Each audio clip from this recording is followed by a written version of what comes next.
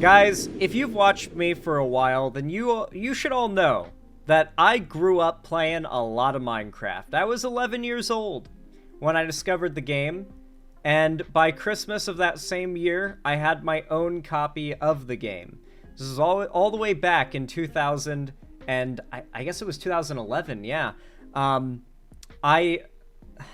It was a great game back then. I am a bit of a nostalgia boomer. I will admit, a Minecraft boomer, if you will. I think the older versions and culture and community and all that of the game were better, but that all aside, that is important because I have a very strong emotional tie to Minecraft and to the game in general, to the company, to the culture around it, all that stuff.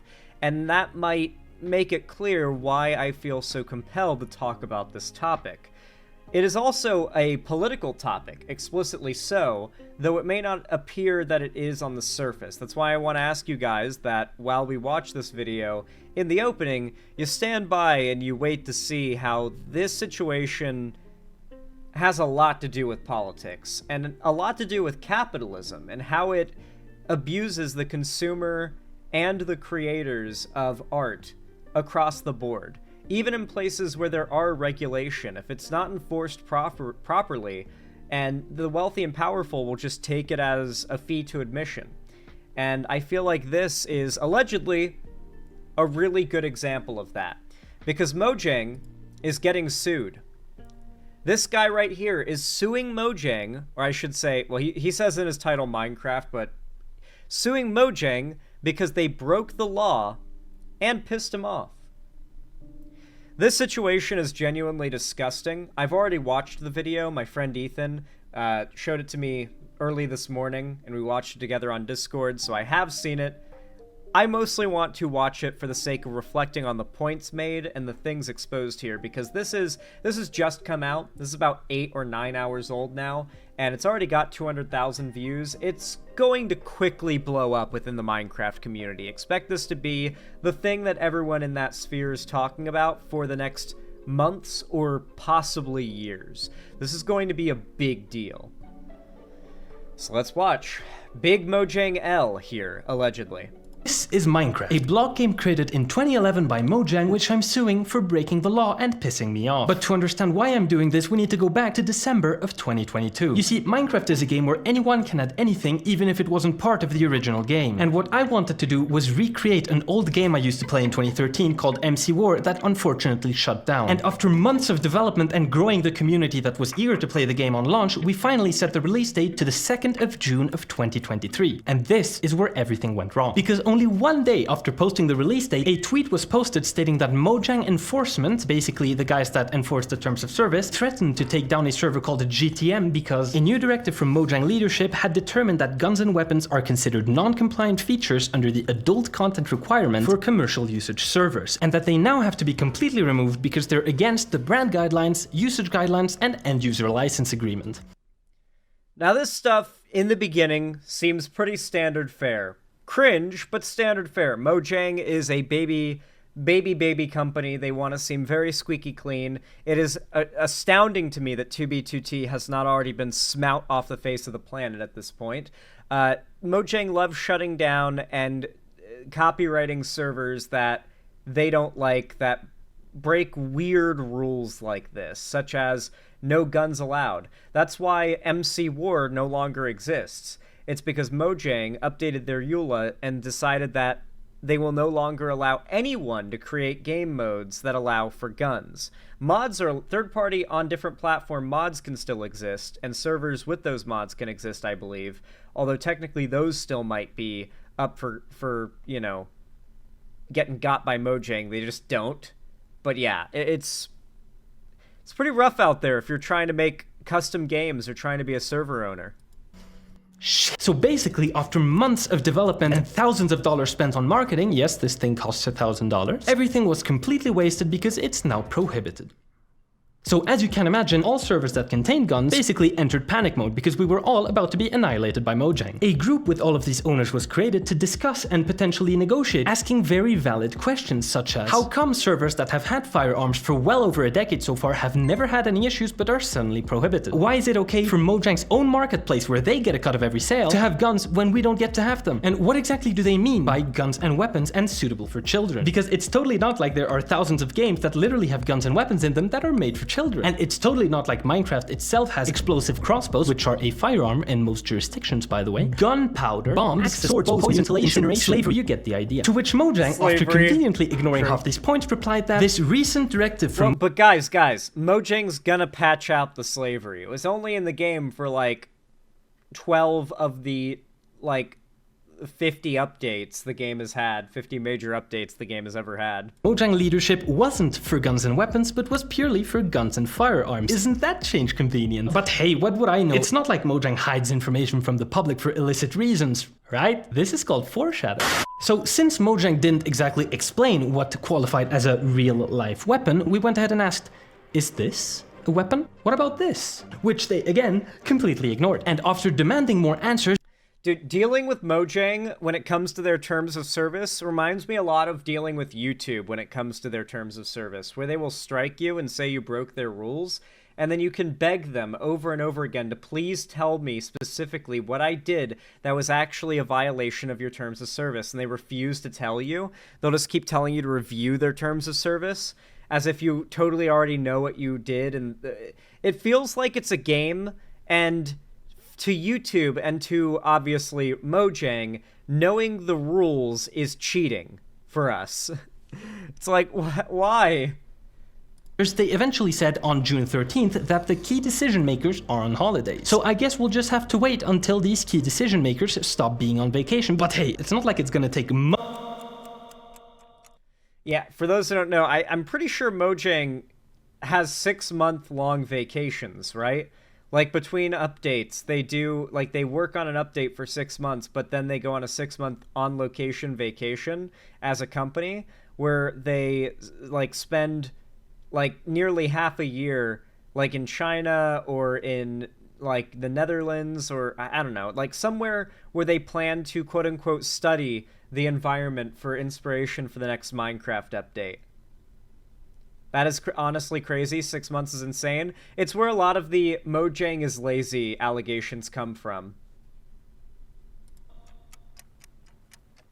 I don't know if it's exaggerated or not, though. 6 months is how long it took them to reply. Yep. And the thing about having your entire project's existence be based off of the decision of a CEO that is on vacation is that you can't really justify investing into development or marketing when it could all go to shit if they don't change their minds. We were essentially told that even though the decision is not final, guns are okay for now, which is a different way of saying, but we will be changing our minds later. We just can't afford any more bad press right now because this entire thing has hit the news and got millions of people to be mad at us for being assholes. And while that could have been the end of it, while these assholes spent half a year replying, I was investigating whether this entire fiasco could have been illegal. And oh boy, this entire fiasco started because a new directive reinterpreted adult content in the End User License Agreement, in other words EULA, to include guns and firearms and hence prohibit them. These clauses that are written in the EULA are more commonly known as a terms of service. This is what's called a click wrap agreement. It's the thing that forces you to check it before signing up for a service. It's essentially a set of rules that you have to follow when using the service, but the thing you have to understand is that this is a type of legally binding agreement or otherwise contract. And unlike some third world countries like the United States, where companies can get away with writing anything into the This is why, for example, when you sign the terms of service for Valve or Steam, when you make your account and then you proceed to drop, let's say, thousands of dollars on a game, if you do something that breaks the terms of service of Valve, maybe you cheat in one of those games or something, right? Valve has the right to ban you, like your account, to, I think it's called a VAC ban, to just VAC ban you permanently, meaning you lose all your games. All those thousands of dollars you spent, you don't have those games anymore. Because you own nothing.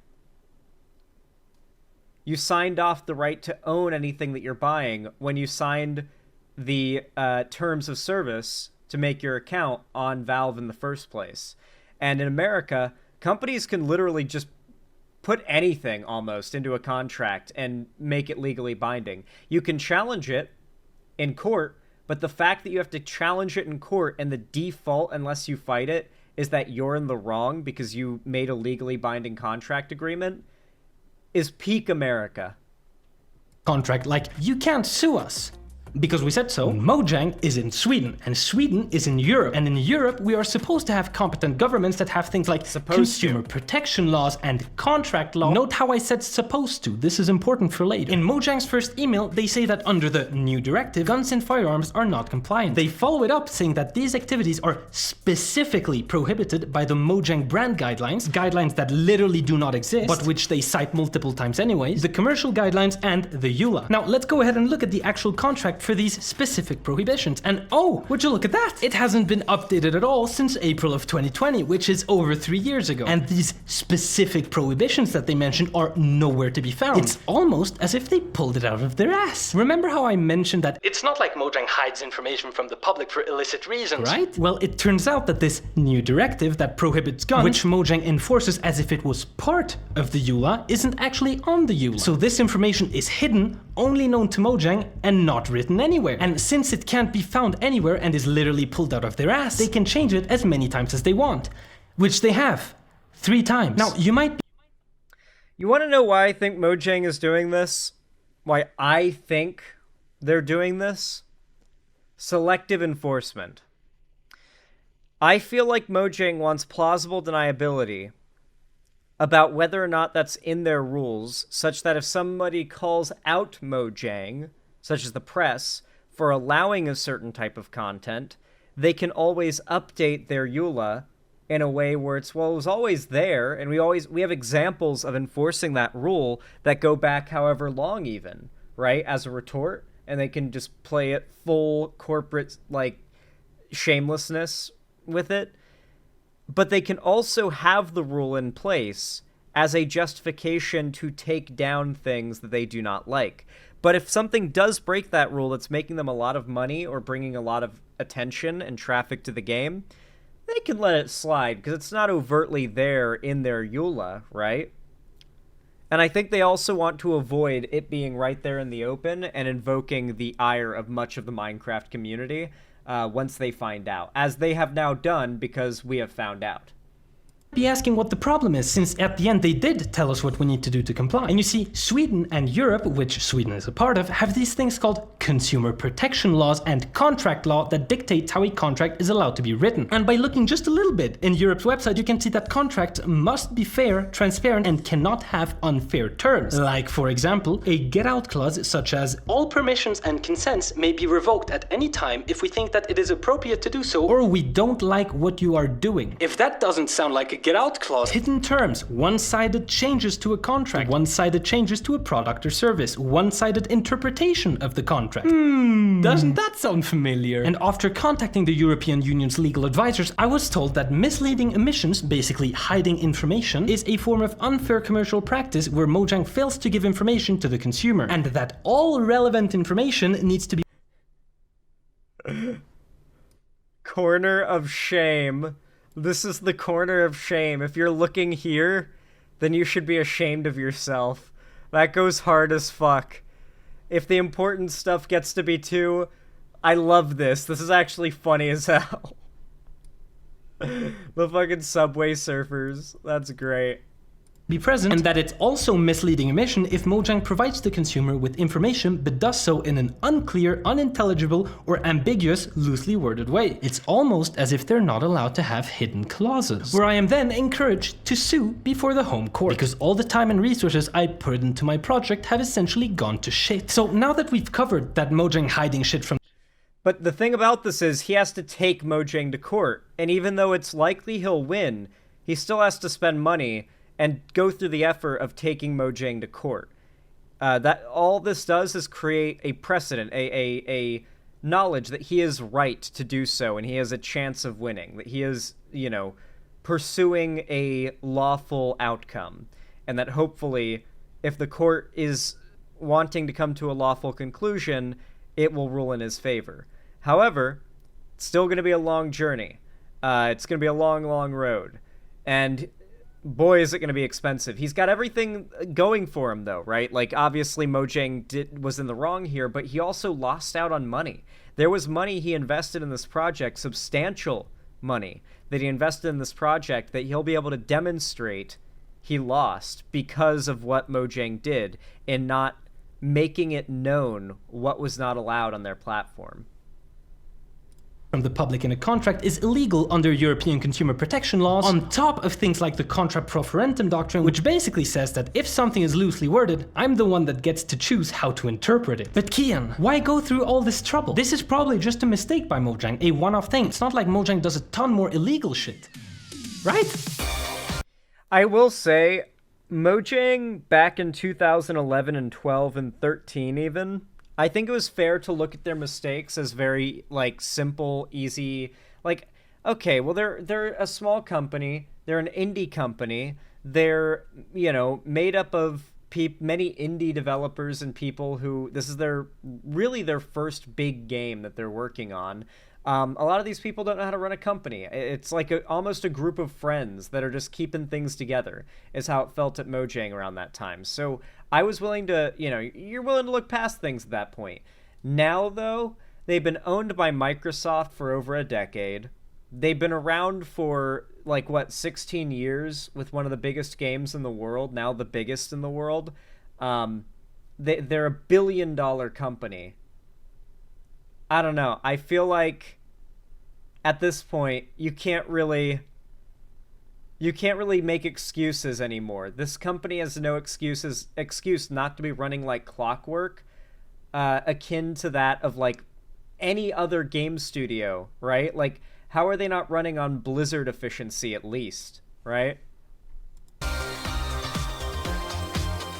Now, when all of this started, I never wanted this to be a lawsuit. I simply expected Mojang to not be assholes and be reasonable. And the way I tried to do this was by collecting all of this information and sending it to media outlets and news sources, knowing that it would create a ton of backlash that Mojang simply couldn't ignore. Mojang is set to release, according to their new guidelines, Mojang no longer being the kind company. It didn't work. Even though the information got millions of views, Mojang just played the good old do nothing and the problem will just go away. But now I am here, you pieces of shit. But then, while we were waiting 6 months for the key figures to stop being on vacation, on the 2nd of August 2023, Mojang did the worst thing they've ever done. They updated the EULA that had been unchanged since 2020 and tried to hide the fact that they had changed it by not telling anyone about it and releasing it at the same time as a major game update. Snapshot content, really cool. EULA changes, very important. Which one gets announced on Twitter? The snapshot. Is one being used to mask the other? Putting all of their efforts into marketing the game update so people wouldn't notice. Like, they know what they're doing. They're a company. They're a multi-billion-dollar company now. They're not a group of friends developing a game together.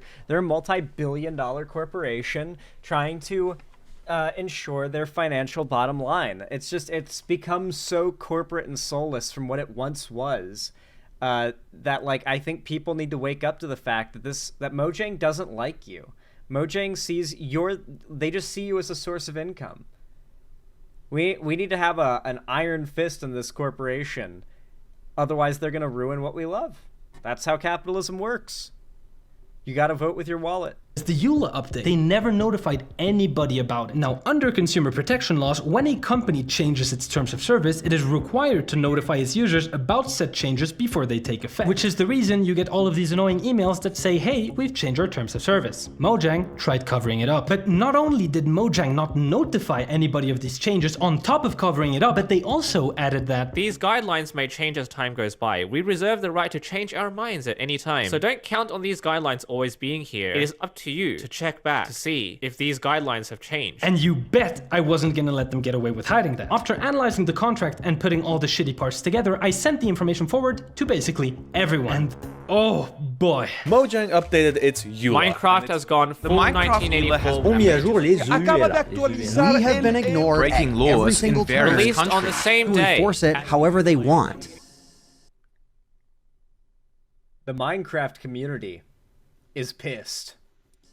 Now, to say that this blew up in their face would be a little bit of an understatement. It got so bad that a handful of creators were reached out to by Mojang and given a heads up. Attached were answers and guidance to clear up the confusion. That's right. Select figures were grouped up by Mojang and given information that wasn't publicly available to try and calm it down a bit. Information that should be present in the contract by law. And just when you thought it couldn't get any worse, they forced every single one of these members to sign a non-disclosure agreement that forbids them from giving out any information that they were told for a contract that should be publicly available.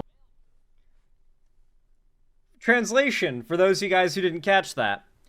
Mojang reached out to a bunch of big Minecraft creators, gave them a press packet, basically, of, like, here's damage control, like, non-answers, made them sign an NDA before receiving it, so they would only have that press packet as legally allowed to talk about from the exchange. So, of course, they'd probably make a video on it, raising the likelihood that they could use the credibility of popular Minecraft YouTubers to stoke the fires of anger over the EULA changes. Mojang knows what they're doing here. That was insidious, bro. I bet they didn't think I'd find out, but I know lots of things. So now that we've covered that they hide changes from the contract, force select people to sign non-disclosure agreements for changes that should be publicly available on the contract, refuse to notify about these changes and try to cover it up, it can't possibly get any worse, right? In the end-user license agreement, they specifically state twice that any form of gambling, be violence, terrorism, or other unsafe and mature content is strictly forbidden, which totally makes sense. This is where Mojang is going to get a lot worse in your eyes, I think. Here's why I think your opinion of Mojang is about to tank. But what if I told you that the gambling part was a lie? You see, in Minecraft, when you look at any of the biggest servers, you'll quickly notice a recurring pattern in their shops. They have something called crates and crate keys. These keys are used to play lotteries inside of the game that have a chance to give you extremely overpowered items or more money than anyone else. Almost like a casino with extremely similar tactics that are made to get you addicted and turn a profit. Theoretically speaking, under Mojang's own rules, this should be completely forbidden as it's clearly gambling even by Sweden's own definitions of gambling. But it turns out that there's a separate list of hidden terms, just like in the gun case, that allows gambling to take place, which has led to thousands of children getting gambling addictions. I spoke to... There are hidden terms in the TOS of Mojang that allow for gambling servers.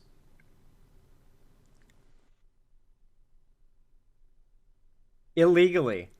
I was around 8 years old when I first started gambling on Minecraft servers at 14. I wanted the overpowered armor. It was about feeling cool and getting strong. It gave me a chance to win an item that you just couldn't get. When I'd win, everybody gave me attention. It was like this rush took over every time I opened a crate. I felt on top of the world winning those. The thrill faded fast and I just wanted it to happen again. Hold on me like a habit I just couldn't break. They always left me wanting more. It just went downhill from there. Remember, 99.9% of gamblers quit before they win.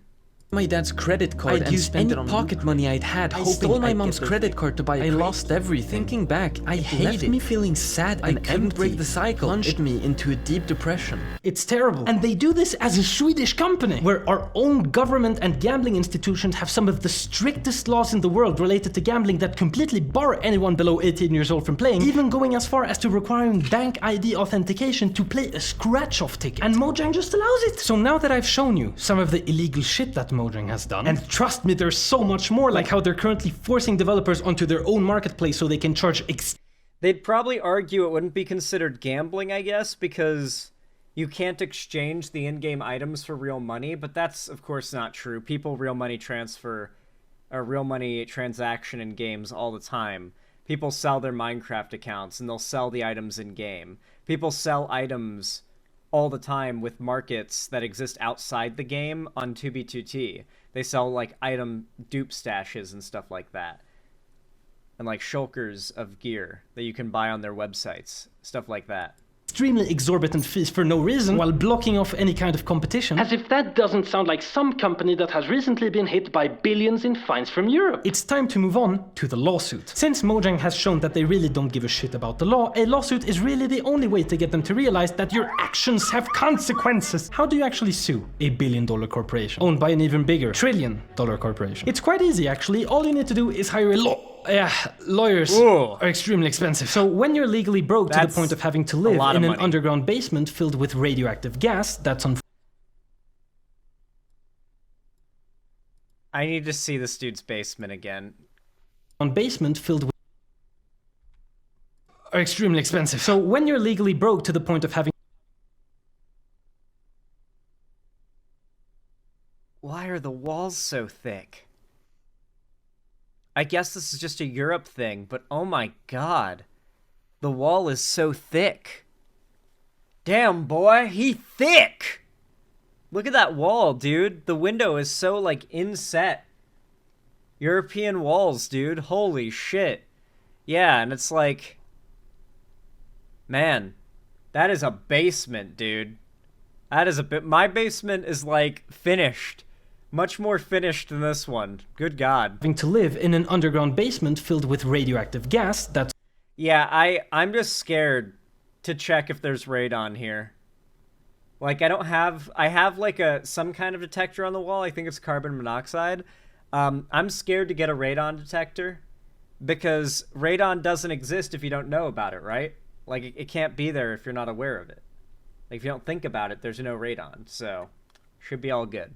That's unfortunately not a joke. How are you supposed to finance justice? Remember when I said, here in Europe, we are supposed to have competent governments? This is where that becomes important. When someone in the European Union has rights guaranteed by the Charter of Human Rights, like for example Article 38, consumer protection, if that person does not have enough money to seek out justice, according to Article 47, you should have the right to an effective remedy before a tribunal and a fair and public hearing where everyone shall have the possibility of being advised, defended, and represented. In other words, even if you're broke, according to the Charter of Human Rights, you are entitled to seek out justice. Every country in Europe needs to comply with this charter to be part of the European Union. And Sweden's way of doing this is through Rättshjälpsmyndigheten, the legal aid institution, which according to their own website provides remuneration of legal aid for up to 100 hours of work unless otherwise determined by the court. And after contacting hundreds of lawyers, I was told information that is hidden from the institution's website. The first one is that when a lawyer has to work with a client that has legal aid, they are forced to reduce their hourly rates to a rättshjälpstaxa, which is often less than 40% of what they usually charge an hour. This basically means that the overwhelming majority of lawyers I contacted simply refused to take the case, and that the ones that were willing to do so were extremely inexperienced. And that's not exactly a fair and effective remedy, is it? And the second biggest problem is that this case is so complex that it would way overshoot the 100 hours that were mentioned on the website. But wait a minute, doesn't it also say unless otherwise determined by a court? It turns out that after talking to employees that work at the legal aid institution, on top of them having a ton of spelling mistakes and writing like cavemen, like seriously, how do you write like this and are employed at the government? They admitted that the 100-hour limit is basically fixed.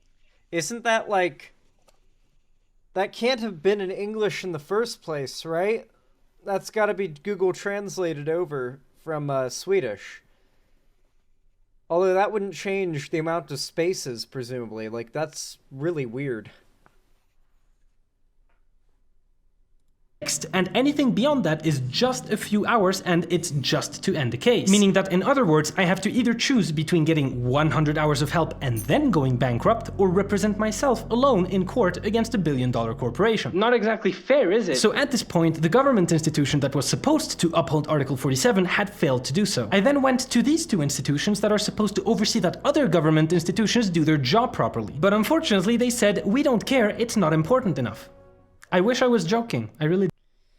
It really sucks that, like, actual breaches of the law in the world and industry of gaming, which is the highest grossing industry of entertainment in the world, period, like several times over the highest grossing, despite it being such a massive money-making industry, it's still not taken seriously enough for large institutions to actually throw their weight around and apply the law where it matters here. It's so frustrating. Do. Next up, we have Sweden's Consumer Protection Agency, Konsumentverket, which is supposed to represent you if you are unable to do so yourself, and the case is determined to be of importance enough to consumers. To which they replied that representation in this case cannot be expected to lead to an outcome that is of importance to law enforcement. In other words, they don't give a shit. Next up, we have the Swedish National Board of Consumer Complaints, ARN, that said that apparently when I entered this agreement with Mojang when I was 12 years old, I did not do so acting as a consumer, meaning that I Well, hey, I was 11. Must have been a really young 12-year-old corporate entity to enter this contract with Mojang at 12 years old. Yeah. Every single government institution in Sweden that was supposed to uphold justice has failed to do so. And Article 47 of the Charter of Human Rights has been violated by the entire country of Sweden. Mojang will keep getting away with this because they know full well that nobody that is affected by their decisions has the means to sue them in court. I'm sorry. I really tried.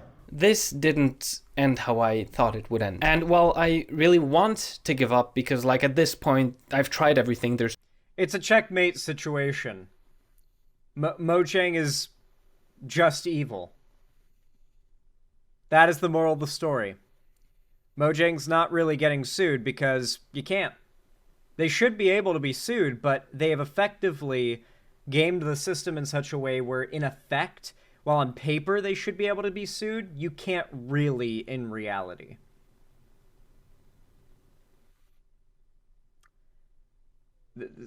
Mojang's got us checkmate. They got us checkmated. There's just nothing more that I can do. My friends convinced me to try one last thing. Because this isn't about me anymore. It's about all of us, all of you. If Mojang gets away with this, they're setting the precedent and they can do whatever they want, and we have no rights whatsoever. So I'm opening a crowdfunding campaign for legal fees so that maybe, just maybe, we're able to hold Mojang accountable for everything they've done as a community, because if we don't fight, nobody will. But what if you did have the money for a really good lawyer? And you can just throw money at the problem until you've got a lawyer willing to do this. That is the plan. Hopefully this guy can crowdfund the money that is needed. There is a lot of backing from the Minecraft community. I recognize quite a few large Minecraft YouTubers like Salsy1 in the replies and comments of this post already. There is a lot of support. I've already dropped my like and sub, and I think I left a comment as well. So I highly recommend that you guys do as well on this video. Help it get a lot of attention. I literally did this segment because as someone who's passionate about Minecraft and cares about the game, it is really upsetting to see Mojang make such evil moves to try and secure a better bottom line for themselves. It's just, it's really disgusting, especially having watched the company grow and change from what it became, or from what it was when I was a kid, you know? So depressing. They become the next EA or Activision, I guess, yeah. Anyway, guys, with all that said, if you enjoyed this segment, if you found it entertaining, enjoyable, or educational, then please consider hitting the like button, whether you're watching live or after the fact when this goes up as a video. Commenting down below, as likes and comments are the best way for you guys to support the channel and boost my content in the algorithm. Mind you, it's totally free, so I really do appreciate it if you do that. You can also subscribe and ring the bell icon if you haven't already, so YouTube actually tells you when I go live or upload new videos. And if you haven't already and want to see more stuff from me on other platforms, be sure to follow my social medias linked down below in the description, including my Discord server and my Blue Sky, where I've been posting a lot more lately. But specifically on my Discord, I do gaming events, call-in streams, or watch parties at least once a week on Fridays, and I also announce all my new uploads and streams, and it's the main hub and core of my community, so if you guys don't want to miss anything, make sure to join that as well. And finally, if you want to support me directly, and you can afford it and you feel like it, then consider donating, subscribing, or gifting a sub on my website, xanderhall.com/live, or support me financially through YouTube, Twitch, Streamlabs, Stream Elements, Patreon, or even buying merch through the Streamlabs link down below in the description as well if you want some Xan merch. Regardless of how you support me though, even if you're not helping me keep the lights on or a roof above my head here at the Xander Hall studio, and you're just lurking, I really do appreciate you guys, and as always, have a good one.